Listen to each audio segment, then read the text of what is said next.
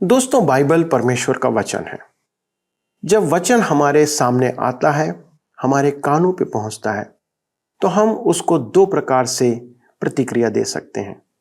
सुनकर उसे त्याग दें या सुनकर उसके अनुसार अपने जीवन में परिवर्तन लाएं। परमेश्वर हमसे अपेक्षा करता है कि हम इन वचनों को केवल सुने नहीं, परंतु उसके अनुसार अपने जीवन में परिवर्तन लेके आए, क्योंकि परमेश्वर इस परिवर्तन को हमारे जीवन में देखना चाहता है। और यदि ये परिवर्तन नहीं आता है तो हमारे ऊपर अनेक प्रकार के दंड का प्रावधान वचन में दिया गया है।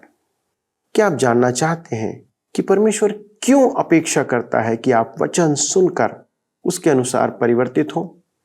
ये उदाहरण जो इस अध्ययन में दिया गया है, ये आपके और मेरी शिक्षा के लिए है। जानना चाहते हैं तो आइए मेरे साथ इस अध्ययन में शामिल हो जाइए।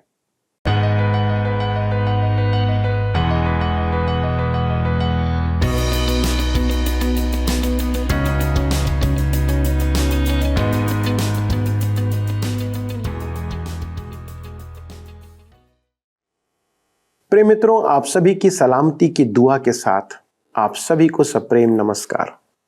आप सत्यवचन बाइबल अध्ययन प्रसारण में हैं और हम सब मिलकर आपका स्वागत करते हैं। मित्रों, हम यिर्मयाह नबी की पुस्तक का अध्ययन करते हुए उसके 24वें अध्याय तक पहुंच चुके हैं। आज हम परमेश्वर के क्रोध और दंड को देखेंगे। हम आज यह भी जानेंगे कि परमेश्वर भले और बुरे मनुष्यों में किस प्रकार अंतर करता है।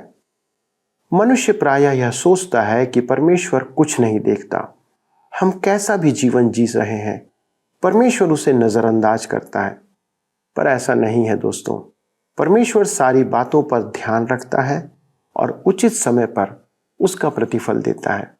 हम आज देखेंगे कि परमेश्वर हमें कभी नहीं त्यागता है। जब वह इस्राएल के लोगों को बंधुआई में भेजता है, तब भी वह उनका ध्यान रखने की प्रतिज्ञा करता है और इसके लिए वह प्रतिबद्ध रहता है। मित्रों, हमारे पास एक ऐसा परमेश्वर है जो हर परिस्थिति में हमारे साथ रहने का वादा करता है। क्या हम ऐसे परमेश्वर से कभी दूर जाने का विचार कर सकते हैं? मेरा विचार है, कभी नहीं। परमेश्वर हमारे लिए एक दृढ़ चट्टान है जिसके सहारे हम अपना पूरा जीवन जी सकते हैं। तो चलिए मित्रों, हम उसी परमेश्वर के वचनों को ध्यान से सुनते हैं और अपने अध्ययन को देखते हैं। मित्रों, जैसा कि आप सब जानते हैं कि हम सब इन दिनों यिर्मयाह की पुस्तक से अध्ययन कर रहे हैं, तो आइए आज हम अपने अध्ययन में आगे बढ़ते हुए यिर्मयाह की पुस्तक 23 अध्याय उसके 30 पद को पढ़ें। यहाँ पर लिखा है, यहोवा की यह वाणी है, देखो जो भविष्यद्वक्ता मेरे वचन दूसरे से चुरा चुरा कर बोलते हैं, मैं उनके विरुद्ध हूँ। आज के मुक्त विचारक कहते हैं कि यह वास्तव में परमेश्वर का वचन है और इस प्रकार वे मनुष्य के मन से वचन को चुरा लेते हैं। यदि मैं ऐसा अधर्मी शिक्षक या प्रचारक होता तो हाथ बांधकर खड़ा हो जाता। परमेश्वर कहता है कि वह इसके लिए कुछ अवश्य करेगा। परमेश्वर अधीर नहीं है। दुष्टों पर परमेश्वर का दंड विलंब कर रहा है, तो धोखा न खाना। उनके दंड का दिन आने वाला है। मनुष्य के संतान के मन में बुराई करने का स्वभाव है। जी हाँ, वे सोचते हैं कि वे बच जाएंगे। परमेश्वर कहता है, मेरे सामने तो अनंत काल है और मैं ही नियंत्रण में हूं। धर्म के अगुओं के दंड का दिन अवश्य आएगा। यहाँ पर इसी के साथ आज अध्याय 23 समाप्त होता है और अब हम अपने अध्ययन को अध्याय 24 से जारी रखेंगे। अध्याय 24 एक प्रकार से परिशिष्ट है। कुन्याह के बंधुआई में जाने के बाद का दर्शन, जो सिदकिय्याह के राज्यकाल का आरंभिक समय है। यिर्मयाह ने दर्शन में अंजीर की 2 टोकरियां देखी। अंजीर का पेड़ यहूदा का प्रतीक है। एक टोकरी में अच्छे अंजीर थे और दूसरी में सड़े हुए। इसका अर्थ है कि यहूदा में 2 प्रकार के लोग हैं। तो आइए पढ़ें यिर्मयाह 24 उसके 5 और 6 पद। लिखा है, इस्राएल का परमेश्वर यहोवा यूं कहता है, जैसे अच्छे अंजीरों को, वैसे ही मैं यहूदी बंदियों को, जिन्हें मैंने इस स्थान से कसदियों के देश में भेज दिया है, देखकर प्रसन्न होऊंगा। मैं उन पर कृपा दृष्टि रखूंगा और उनको इस देश में लौटा ले आऊंगा और उन्हें नष्ट न करूंगा, परंतु बनाऊंगा, उन्हें उखाड़ न डालूंगा, परंतु लगाए रखूंगा। मेरे मित्रों, ध्यान दें, परमेश्वर कहता है कि उन्हें बंधुआई में भेजकर वह प्रसन्न है। वह वहां भी उनकी रक्षा करने और उन्हें बचे हुओं को लौटा लाने की प्रतिज्ञा करता है। यह लौटा लाने की प्रतिज्ञा एजरा और नहमिया की अगुवाई में स्वदेश आने के संदर्भ में नहीं है। उन्हें उखाड़ न डालूंगा, ये स्पष्ट है कि यह उस समय की प्रतिज्ञा नहीं है, क्योंकि उसके बाद वे फिर से उखाड़े गए थे। अतः यह प्रभु राज के समय की प्रतिज्ञा है। पद 7 में लिखा है, वे मेरी ओर सारे मन से फिरेंगे। निकम्मे अंजीर सिदकिय्याह और बचे हुए यहूदी थे जो परमेश्वर के वचन के विरुद्ध मिस्र चले गए थे। यिर्मयाह 24:9 में लिखा है, इस कारण वे पृथ्वी के राज्य राज्य में मारे मारे फिरते हुए दुख भोगते रहेंगे, और जितने स्थानों में मैं उन्हें जबरन निकाल दूंगा, उन सबों में वे नाम धराई और दृष्टांत और श्राप का विषय होंगे। अलौकिक इतिहास यिर्मयाह की भविष्यवाणी की पूर्ति स्पष्ट करता है। इसी के साथ अब हम आगे बढ़ते हुए अध्याय 25 में आते हैं, जिसका विषय है परमेश्वर 70 वर्ष की बंधुआई की घोषणा करता है। स्मरण रखें कि यिर्मयाह की पुस्तक कालक्रम में व्यवस्थित नहीं है, अतः यह भविष्यवाणी पिछले अध्याय की भविष्यवाणी से 17-18 वर्ष पूर्व की है। योशिय्याह का पुत्र यहोयाकीम गद्दी पर बैठा था। वह अपने ईश्वर भक्त पिता के विपरीत था। दूसरे राजाओं की पुस्तक 24:4 में लिखा है, उसने यरूशलेम को निर्दोषों के खून से भर दिया था, जिसको यहोवा ने क्षमा करना ना चाहा। आइए हम आगे देखेंगे। यिर्मयाह यह दोष लगाता है। यिर्मयाह की पुस्तक 25:4 में लिखा है, यद्यपि यहोवा तुम्हारे पास अपने सारे दासों अथवा भविष्यद्वक्ताओं को भी यह कहने के लिए बड़े यत्न से भेजता आया है, क्योंकि वे परमेश्वर की वाणी सुनना नहीं चाहते थे, इसलिए बेबीलोन उन पर आक्रमण करेगा। यिर्मयाह 25:9 में लिखा है, इसलिए सुनो, मैं उत्तर में रहने वाले सब कुलों को बुलाऊंगा और अपने दास बेबीलोन के राजा नबूकदनेस्सर को बुलवा भेजूंगा, और उन सबों को इस देश और इसके निवासियों के विरुद्ध और इसके आसपास की सब जातियों के विरुद्ध भी ले आऊंगा, और इन सब देशों का मैं सत्यानाश करके उन्हें ऐसा उजाड़ दूंगा कि लोग इन्हें देखकर ताली बजाएंगे, वरन ये सदा उजड़े ही रहेंगे। यहोवा की यही वाणी है। ध्यान दीजिए, अपने दास बेबीलोन के राजा नबूकदनेस्सर को बुलवा भेजूंगा। परमेश्वर नबूकदनेस्सर को अपना दास कहता है। वह परमेश्वर के दंड का साधन है। बहुत से लोग सोचते हैं कि इस्राएल दूध और मधु की नदियों का स्थान क्यों नहीं है। आज वहां पर पानी का घोर संकट है। परमेश्वर ने कहा कि वह उसे सदा का निर्जन स्थान बनाएगा और संसार पर प्रकट करेगा कि उसने प्रजा को ही नहीं बल्कि देश को भी दंड दिया है। उस भूमि पर परमेश्वर का दंड है, जैसे संपूर्ण पृथ्वी पर पाप का श्राप है, जिसके कारण पृथ्वी अपनी क्षमता के अनुसार उपज प्रदान नहीं कर पाती है। यिर्मयाह 25:10 में लिखा है, मैं ऐसा करूंगा कि इनमें न तो हर्ष और न आनंद का शब्द सुनाई पड़ेगा, और न दूल्हे या दुल्हन का और न चक्की का भी शब्द सुनाई पड़ेगा, और न इनमें दिया जलेगा। परमेश्वर उनके संपूर्ण आनंद को छीन लेगा। विवाह उत्सव समाप्त हो जाएंगे, और न चक्की का भी शब्द सुनाई पड़ेगा, अर्थात व्यापार और लेन देन समाप्त हो जाएगा। न दिया जलेगा। उनके घरों में संध्या की प्रसन्नता नहीं रहेगी। यिर्मयाह 25:11 में हम पढ़ते हैं, सारी जातियों का यह देश उजाड़ ही उजाड़ होगा, और ये सब जातियां 70 वर्ष तक बेबीलोन के राजा के अधीन रहेंगी। मेरे मित्रों, इस्राएल के साथ व्यवहार करते समय परमेश्वर कैलेंडर काम में लेता है। वह उनके इतिहास के संबंध में समय का लेखा रखता है। कलीसिया के साथ व्यवहार करने में परमेश्वर समय का लेखा नहीं रखता है। यही कारण है कि हम प्रभु के आगमन का समय नहीं जानते हैं। हमें तो यह कहने का अधिकार भी नहीं है कि वह शीघ्र आने वाला है। हमें उसके आने का समय नहीं बताया गया है। 70 वर्ष का समय अत्यधिक महत्वपूर्ण है। जब इस्राएली प्रतिज्ञा के देश में प्रवेश करने पर थे, तब परमेश्वर ने उन्हें आज्ञा दी थी कि प्रत्येक 7वां वर्ष विश्राम वर्ष होगा, जिसमें उन्हें खेती नहीं करनी है। वह भूमि के विश्राम का वर्ष होगा। लय व्यवस्था 25 अध्याय में हम इसे पढ़ते हैं। परमेश्वर ने आज्ञा पालन की आशीष ही नहीं, परंतु आज्ञा उल्लंघन के दंड की भी प्रतिज्ञा की थी। यदि वे उसके विपरीत चाल चलेंगे तो वह भी विपरीत चाल चलेगा। ध्यान दें कि परमेश्वर को उनकी अवज्ञा का पूर्ण ज्ञान था।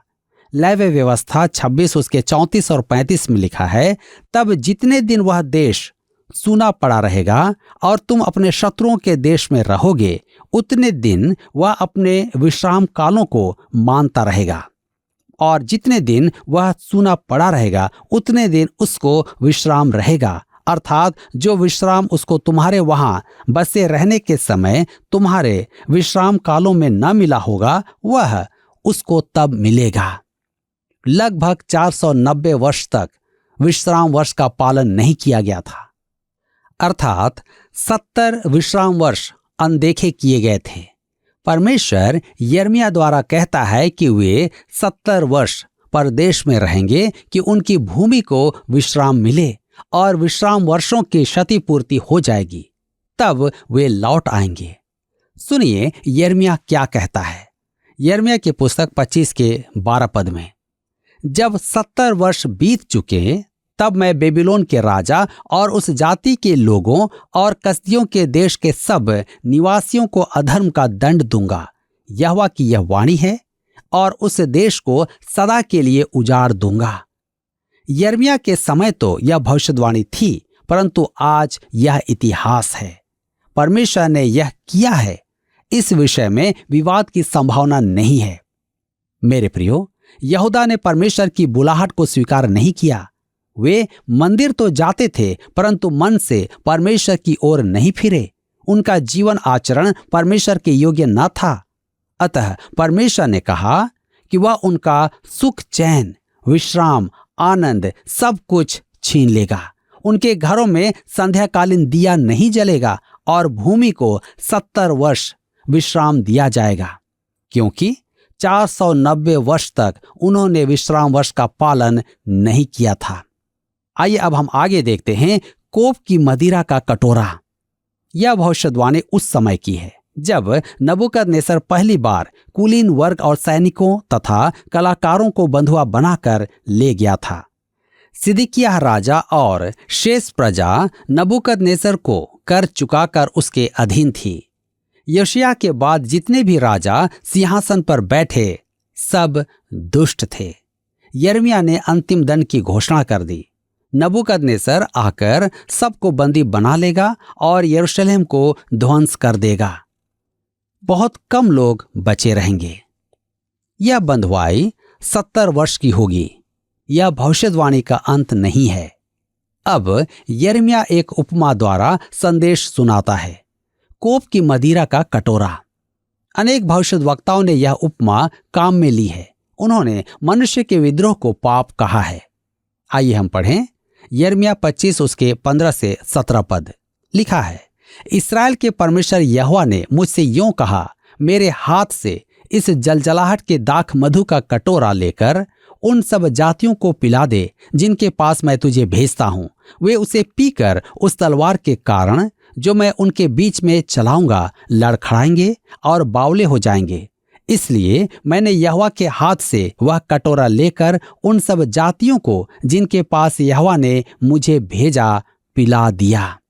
अब वह विभिन्न राष्ट्रों की सूची देता है।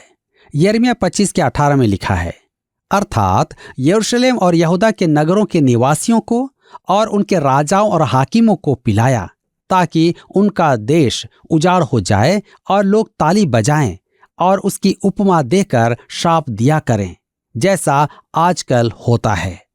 पहले यरूशलेम, तदुपरांत यहूदा के अन्य नगर और राजा तथा हाकिमों के नाम दिए गए हैं। यद्यपि यह विशेष करके इस्राएल के पापों के संबंध में है, परमेश्वर की अपनी प्रजा तक ही सीमित नहीं है। संसार की सब जातियां दोषी हैं।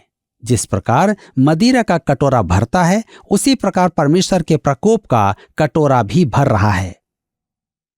इस्राएल के बाद मिस्र देश का नाम आता है। यिर्मयाह 25:19 में लिखा है, और मिस्र के राजा फिरौन और उसके कर्मचारियों, हाकिमों और सारी प्रजा को। अब वह ऊज देश और पलिश्तियों का क्षेत्र तथा अश्कलोन और अज्जाह और एक्रोन, अशदोद, एदोम, मोआब, अम्मोन, सोर, सीदोन, समुद्र पार के द्वीप, इसे हम पद 22 में पाते हैं, आदि सबको परमेश्वर के कोप की मदिरा का कटोरा पीना पड़ेगा। मनुष्य का पाप और परमेश्वर से लगातार विद्रोह परमेश्वर के प्रकोप से भरने वाला मदिरा का कटोरा है। जब यह कटोरा भर जाए तब पृथ्वी पर परमेश्वर का प्रकोप भड़केगा। यिर्मयाह 25:27 में लिखा हुआ है, तब तो उनसे यह कहना, सेनाओं का यहोवा जो इस्राएल का परमेश्वर है यूं कहता है, पियो और मतवाले हो और उल्टी करो, गिर पड़ो और फिर कभी न उठो, क्योंकि यह उस तलवार के कारण से होगा जो मैं तुम्हारे बीच में चलाऊंगा। परमेश्वर उन्हें कटोरा अर्थात अपना दंड पिलाएगा। इस्राएल के क्षेत्र में और उसके पार के सब देशों को परमेश्वर दंड देगा, क्योंकि वे सब परमेश्वर से कुछ दूर चले गए हैं। इससे एक तथ्य प्रकट होता है कि विश्व का प्रत्येक देश परमेश्वर के समक्ष लेखा देगा। यिर्मयाह की पुस्तक 25:30 में लिखा है, इतनी बातें भविष्यवाणी की रीति पर उनसे कहकर यह भी कहना, यहोवा ऊपर से गरजेगा और अपने उसी पवित्र धाम में से अपना शब्द सुनाएगा। वह अपनी चराई के स्थान के विरुद्ध जोर से गरजेगा। वह पृथ्वी के सारे निवासियों के विरुद्ध भी दाख लताड़ने वालों की नाई ललकारेगा। मेरे मित्रों, परमेश्वर का दंड इस्राएल तक ही सीमित नहीं रहेगा। बेबीलोन परमेश्वर के दंड का साधन था और इतिहास से स्पष्ट प्रकट है कि बेबीलोन पहली विश्व शक्ति था जिसने उस युग के सब सभ्य देशों पर राज किया था। यिर्मयाह 25:32 में लिखा है, सेनाओं का यहोवा यूं कहता है, देखो विपत्ति एक जाति से दूसरी जाति में फैलेगी और बड़ी आंधी पृथ्वी की छोर से उठेगी। यह नबूकदनेस्सर के महान विजय अभियान की गाथा है।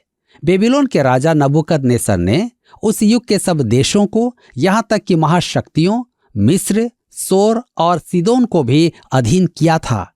इस अध्याय के अंतिम पद देश देश और उनके चरवाहों अर्थात राजाओं पर परमेश्वर के प्रकोप के दिन का सजीव चित्रण प्रदान करते हैं। अब हम आते हैं अध्याय 26 में, जिसका विषय है यहोयाकीम के राज्य में मंदिर के आंगन में यिर्मयाह का संदेश और जुओं का दृष्टांत। अब आपको स्मरण होगा कि अध्याय 7 में यिर्मयाह को मंदिर के फाटक में खड़े होकर संदेश देने को कहा गया था। अब यहां उसे मंदिर के आंगन में खड़े होकर संदेश देने को कहा जा रहा है। यिर्मयाह 26:2 में लिखा है, यहोवा यूं कहता है, यहोवा के भवन के आंगन में खड़ा होकर यहूदा के सब नगरों के लोगों के सामने जो यहोवा के भवन में दंडवत करने को आए, ये वचन जिनके विषय उनसे कहने की आज्ञा मैं तुझे देता हूं, कह दे। उनमें से कोई वचन मत रख छोड़। मेरे प्रियो, यह संदेश वह यहोयाकीम के राज्यकाल में दे चुका है और अब सिदकिय्याह के राज्यकाल में दोहरा रहा है। अध्याय 26 से 30 में जो संदेश है वह यहूदा के बंदी बनाए जाने से पूर्व परमेश्वर के अंतिम वचन है। जहां तक मेरा विचार है, यहूदावासी अब भी हमेशा की तरह ही थे। उस समय धार्मिकता का प्रदर्शन तो यथाक्रम चल रहा था और देश में समृद्धि भी थी, उनकी कोई शिकायत भी नहीं थी। अतः यह प्रतीत होता था कि परमेश्वर की यह भविष्यवाणी व्यर्थ के क्रोध का प्रदर्शन है, जबकि सच तो यह था कि मनुष्य परमेश्वर से बहुत बहुत दूर था और देश में भयंकर पाप व्याप्त था। अतः यिर्मयाह लगातार पुकार रहा था कि यह उचित नहीं है। यिर्मयाह 26:3 में लिखा है, संभव है कि वे सुनकर अपनी अपनी बुरी चाल से फिरें और मैं उनकी हानि करने से पछताऊं। जो उनके बुरे कामों के कारण मैंने ठाना था। ध्यान दीजिए, मैं उनकी हानि करने से पछताऊं। परमेश्वर के पछताने का अर्थ यह नहीं कि उसने अपना निर्णय बदल दिया हो। इसका अर्थ है कि मनुष्य ने अपना मन फिरा लिया है। यदि मनुष्य मन फिराए तो परमेश्वर दंड देने की अपेक्षा उन्हें आशीष देगा। ऐसा प्रतीत होता है कि परमेश्वर ने अपना विचार बदल दिया है, परंतु यह सच नहीं है। परमेश्वर पापी को दंड देगा और मन फिराकर उसके पास आ जाने वाले पापी को वह क्षमा कर देता है। परमेश्वर कभी नहीं बदलता है। दंड के लिए नियत पापी जब मन फिराकर परमेश्वर की ओर फिरता है और आशीषें पाता है, उद्धार पाता है, तो ऐसा प्रतीत होता है कि परमेश्वर ने अपना विचार बदल लिया है। परंतु सच तो यह है कि पापी ने अपना मन बदला है। परमेश्वर कहता है कि यदि वे मन फिराएं तो परमेश्वर उन्हें नष्ट नहीं करेगा, उन्हें दंड नहीं देगा। यिर्मयाह 26 के 4 से 6 में लिखा है, इसलिए तू उनसे कह, यहोवा यूं कहता है, यदि तुम मेरी सुनकर मेरी व्यवस्था के अनुसार जो मैंने तुमको सुनवा दी है न चलो और न मेरे दास भविष्यद्वक्ताओं के वचनों पर कान लगाओ, जिन्हें मैं तुम्हारे पास बड़ा यत्न करके भेजता आया हूं, परंतु तुमने उनकी नहीं सुनी, तो मैं इस भवन को शीलो के समान उजाड़ दूंगा और इस नगर का ऐसा सत्यानाश कर दूंगा कि पृथ्वी की सारी जातियों के लोग उसकी उपमा दे देकर श्राप दिया करेंगे। ध्यान दीजिए, मैं इस भवन को शीलो के समान उजाड़ दूंगा, वह पूरी तरह उजड़ जाएगा। इस नगर का ऐसा सत्यानाश कर दूंगा कि पृथ्वी की सारी जातियों के लोग उसकी उपमा दे देकर श्राप दिया करेंगे। यरूशलेम संसार पर बोझ रहा है और आज भी है। वह रूस और अमेरिका द्वारा नियंत्रित पृथ्वी पर शतरंज का मोहरा स्वरूप है। परमेश्वर ने कहा था कि वह उसे सब जातियों में श्राप बनाएगा और उसने ऐसा ही किया। अब हम आगे देखेंगे यिर्मयाह को मार डालने की धमकी। यिर्मयाह 26 के 8 में लिखा है, जब यिर्मयाह सब कुछ जिसे सारी प्रजा से कहने की आज्ञा यहोवा ने दी थी कह चुका, तब याजकों और भविष्यद्वक्ताओं और सब साधारण लोगों ने यह कहकर उसको पकड़ लिया, निश्चय तुझे प्राण दंड मिलेगा। मेरे प्रियो, परिस्थिति बिगड़ती जा रही है। उन्होंने यिर्मयाह द्वारा लाए गए परमेश्वर के संदेश को तुच्छ जाना और अब वे उसकी हत्या करना चाहते हैं। अब यहाँ कुछ जटिलता उत्पन्न होती है, क्योंकि इसमें मनुष्य के 3 वर्गों का उल्लेख है, हाकिम एवं याजक, भविष्यद्वक्ता और जनता। यिर्मयाह 26 के 11 में आगे लिखा है, तब याजकों और भविष्यद्वक्ताओं ने हाकिमों और सब लोगों से कहा, यह मनुष्य प्राण दंड के योग्य है, क्योंकि इसने इस नगर के विरुद्ध ऐसी भविष्यवाणी की है जिसे तुम भी अपने कानों से सुन चुके हो। याजकों और भविष्यद्वक्ताओं का विचार एक ही था। वे यिर्मयाह को मार डालना चाहते थे और उन्होंने अपना विचार नहीं बदला, परंतु हाकिमों ने निर्णय लिया कि वे यिर्मयाह की बात सुनेंगे।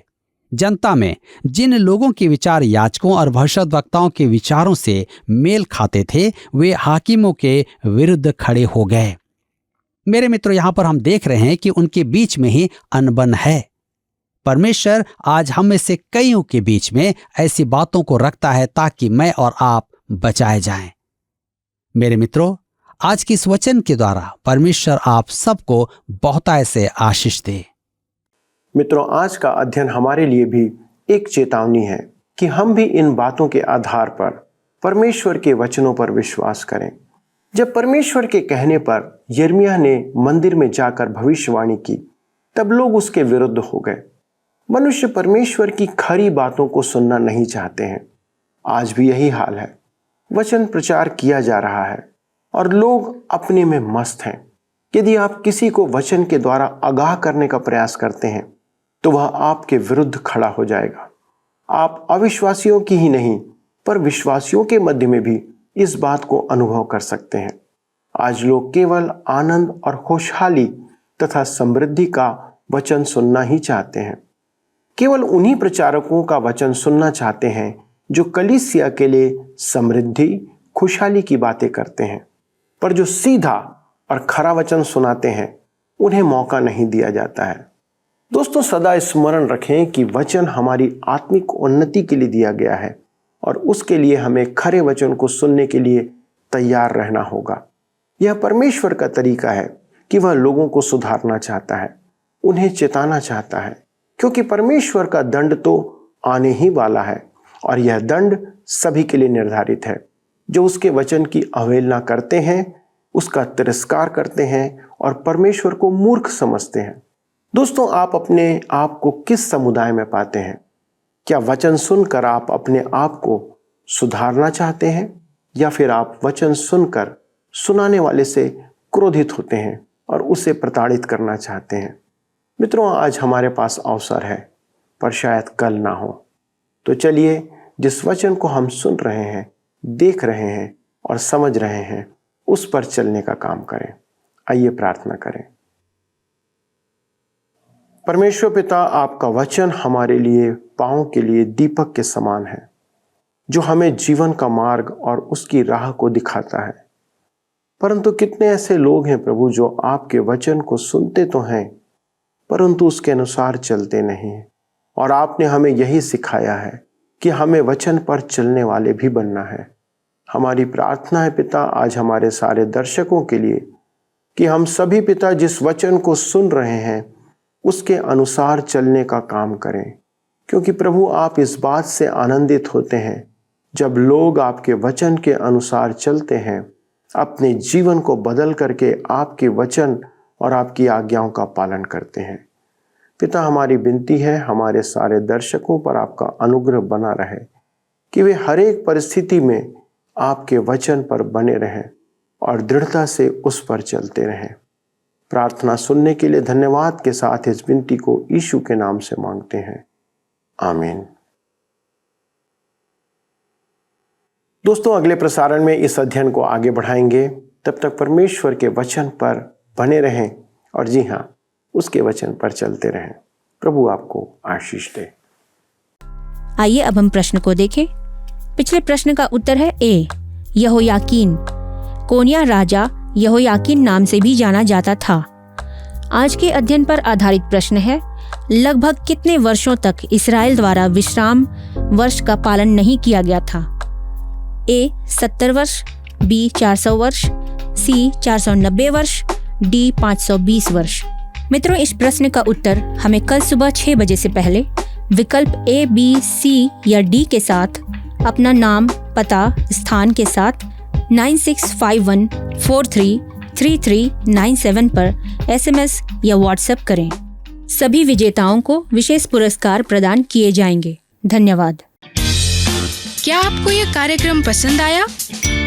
अभी हमें एक मिस कॉल करें और आप अगले विजेता हो सकते हैं।